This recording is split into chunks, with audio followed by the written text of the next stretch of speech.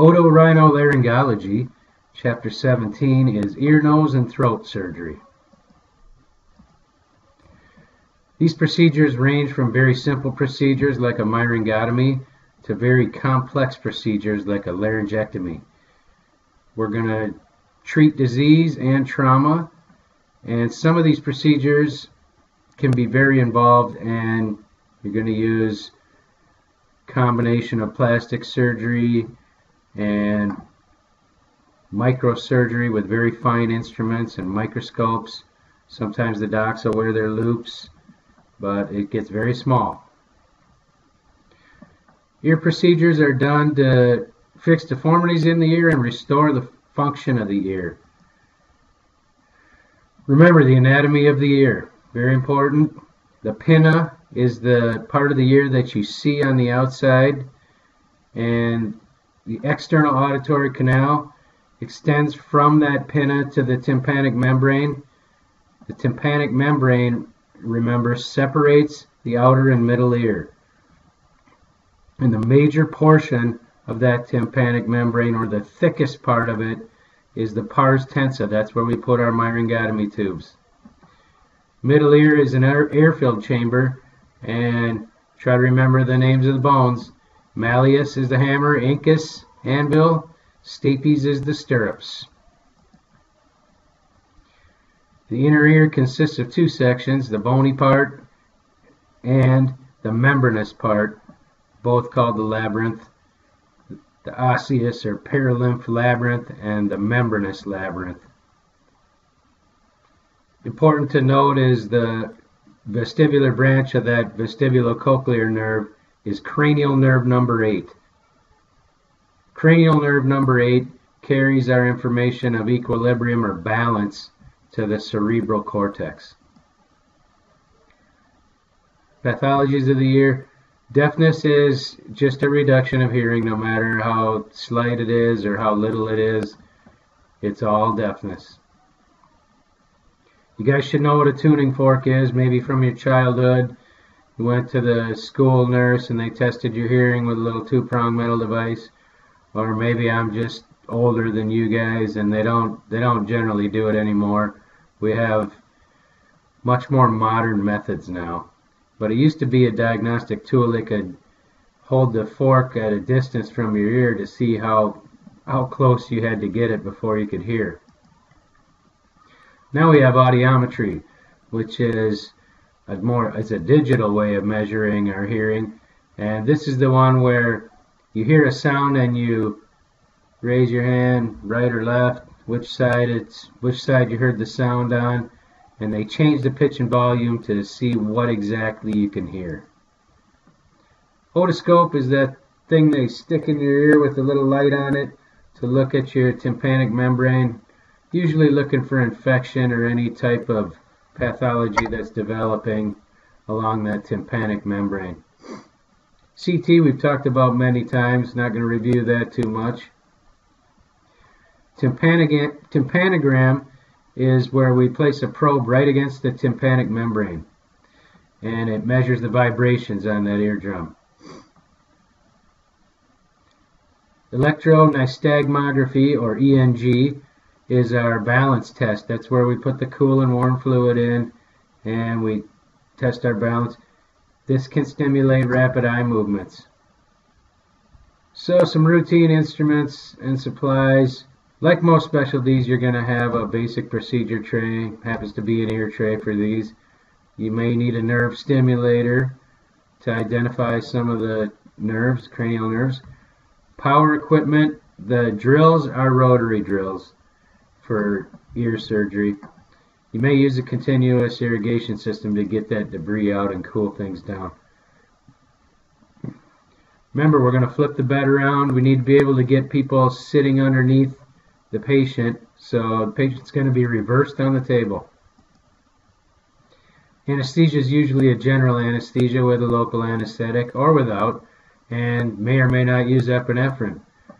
And like the slide shows, keep in mind, local anesthetics can be toxic to the patient. You can't give a ton of local anesthetic, especially with epinephrine in it.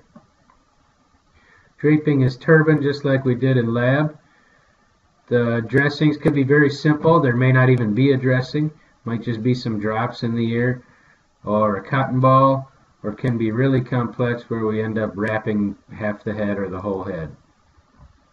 Diseased ear bones or tympanic membrane we fix with a few different options: autografts, allografts.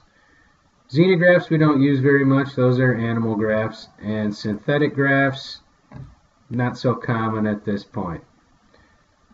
Best solution usually is an autograft, and those are specific to what you're fixing. If we're working on the tympanic membrane and putting a graft there, we don't use nitrous oxide. It makes the middle ear bulge and then dislodges that graft that we just put on, defeating the entire purpose. Drugs are going to be the same as a lot of different surgeries. You just might cut up your gel foam a little bit smaller. Bone wax for the using of the bone. Antibiotics can be in the form of ointments, drops, or suspensions. And we may even use steroids. Steroids are very powerful for anti-inflammatory processes. So very common in ENT surgery is steroids. Methylprednisolone or prednisone. Some of our procedures: myringotomy, tympanoplasty, mastoidectomy, stapedectomy, and a cochlear implant. There's other procedures. These are just the basic ones that we try to go over. Myringotomy is done for otitis media, which is the acute inflammation of the middle ear. As the slide says, primary symptom is severe ear pain. If you have kids, it's usually at about between 1 and 3 in the morning. Screaming child, severe ear pain, off you go to acute care, and you start them on antibiotics. And if the infection keeps repeating, we don't want to keep having repetitive infections of otitis media, so that's when we start putting in those myringotomy tubes. And those are made out of PE tubing is what it's called. Pressure equalizing. We're equalizing the pressure across that tympanic membrane, letting the inflammation, whether it's pus or fluid, drain out of that ear. And those, we've gone over this in class quite a bit, the procedure itself. And really the only thing you need is a Mayo stand. And remember, they're gonna set that tube in, and it's gonna get positioned with a Rosen probe. They're gonna stick the probe right into the opening of that tube and make sure it stays right in position. Because we don't sew these tubes in, we don't even remove them, they usually just fall out. Tympanoplasty, performed for a bunch of conditions affecting the tympanic membrane. You may choose some different approaches, but temporalis fascia is the most common graft to fix the tympanic membrane with. Mastoidectomy is done for development of a cholesteatoma, which is, as the slide shows, it's a benign tumor that fills the mastoid cavity and damages the ear bones. And really this is the only way to fix this. And the 7th cranial nerve gets damaged from a cholesteatoma. So we do a mastoidectomy and get the mastoid out of there. This is a complication of otitis media over several times, and usually happens, as the slide shows, a couple weeks after an otitis media event, and the mastoid has become infected, and we don't want to mess around with it, because if it progresses you end up with some pretty bad problems. You can end up with meningitis, etc. Otosclerosis is where we have the bony overgrowth of the stapes, and it's a progressive disease, more common in women. Foot plate of the stapes becomes fixed to the oval window. The oval window, remember, is where our sound vibrations go to the inner ear. So need to take care of that, or we're, guess what, not going to be able to hear at all. So power drills, microscope is used. It's very small and hard to see in there. Sometimes they'll even use a sterile tuning fork to see if we're improving the hearing. They'll have the patient be awake, and it'll be a local anesthetic with just a little bit of sedation, and they'll test with that tuning fork to see if the hearing's improving with how they've fixed the stapedectomy. Have to avoid loud sounds and getting it wet after the surgery.